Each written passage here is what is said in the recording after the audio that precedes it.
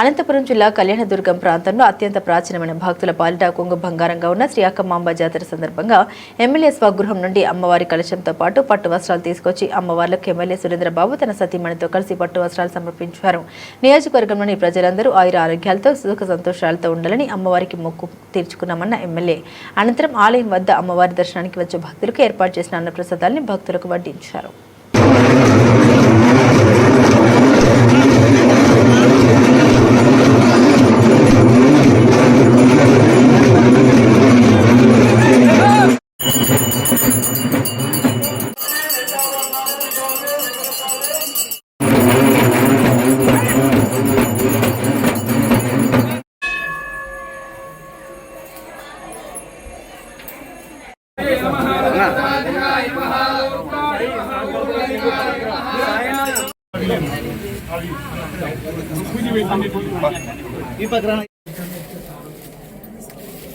కొట్టేసి అంతా ఎట్లా పెట్టుకో కొట్టేసి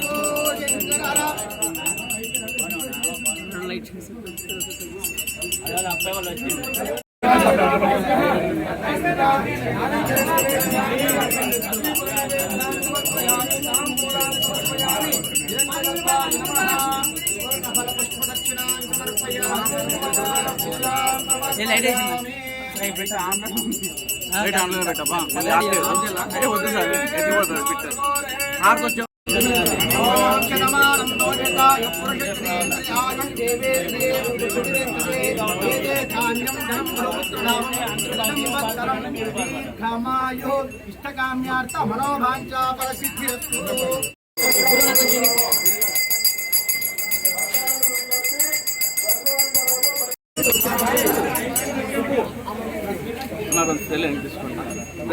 తీసుకో లాంగ్ షాట్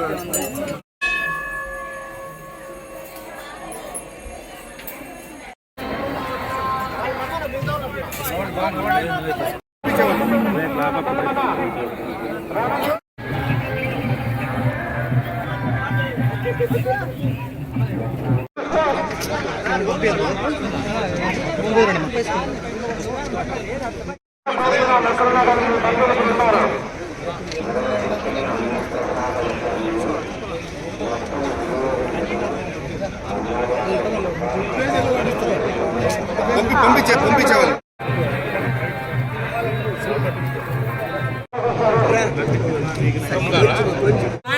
మా చంద్రబాబు నాయుడు గారు మాకు ఒకటే చెప్పారు, మనం అందరినీ కూడా ప్రోత్సహించాలి, దేవాలయాల్లో రాజకీయాలు వద్దు, దేవాలయాల్లో ప్రజాసేవ చేయాల్సిన అవసరం, భగవంతుని సేవలో మనం కూడా తప్పించిపోవాలనేదే మా చంద్రబాబు నాయుడు గారి ఆకాంక్ష. కాబట్టి అందుకు అనుగుణంగానే మేము ఈ రోజు కూడా ఎవరెక్కడొచ్చినా కూడా అందరూ కూడా స్వాగతిస్తూ ప్రజలు ఏ కష్టాలు కూడా పడుకోకుండా వచ్చే వాళ్ళకి అన్ని సౌకర్యాలు కూడా ఏర్పాటు చేయాలనేది మా సంకల్పం. ఏదేమైనా కూడా ఖచ్చితంగా చెప్తున్నాం, మనం ప్రజల బాటలో నడవాలి, ప్రజలకు కావాల్సిన సౌకర్యాలు కావాలని అక్కమ్మ గారిని ఇంకొకసారి ప్రార్థించాలి. అక్కమ్మ గారి దేవతల ఆశీస్సులు ఉంటే ఖచ్చితంగా సకాలంలో మన బీటీపీ ప్రాజెక్టు కూడా పూర్తవుతుంది. బీటీపీ ప్రాజెక్టు పూర్తయితే ఖచ్చితంగా అక్కమ్మ దీవెనలు మన ప్రాంతం పైన ఉన్నట్టు. ఎందుకంటే అమ్మవారు ఆశీస్సులు ఎప్పుడూ కావాలి, ఎందుకంటే చిన్న ప్రాజెక్ట్ కాదు. బీటీపీ ప్రాజెక్ట్ అంటే చాలా పెద్ద ప్రాజెక్టు, కష్టంతో కూడిన ప్రాజెక్టు, ఎంతో మంది కష్టాలకు త్యాగమైన ప్రాజెక్టు, ఎంతో మంది రైతులు కూడా త్యాగం చేస్తూ వాళ్ళు భూములు ఇస్తూ ప్రోత్సహిస్తున్నారంటే మనం ఒక్కటి అర్థం చేసుకోవాలి. ఎందుకంటే ఈ ప్రాంతంలో నీరు అత్యవసరం, నీరు కావాలి. నీరు లేని ప్రాంతం ఏదైనా ఉందంటే అది ఖచ్చితంగా మన కళ్యాణదుర్గం ప్రాంతమైనా చెప్పాలి. ఒకటే విన్నపించుకుంటున్నా మా చంద్రబాబు నాయుడు గారికి, అలాగే మన జిల్లాకు మంత్రి ఆర్థిక శాఖ మంత్రి పయ్యావుల కేశవ గారికి అలాగే ఒకటే వినిపించుకుంటున్నా, మీరు ఏదేమైనా కూడా అలాగే మన కళ్యాణదుర్గం పట్టణాన్ని అభివృద్ధి చేసుకోవాల్సిన బాధ్యత మనందరిపైన ఉంది.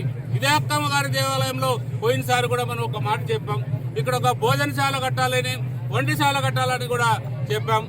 కొంత ఆలస్యమైంది. ఎందుకంటే రకరకాలుగా కొత్త కమిటీ ఏర్పడాలి.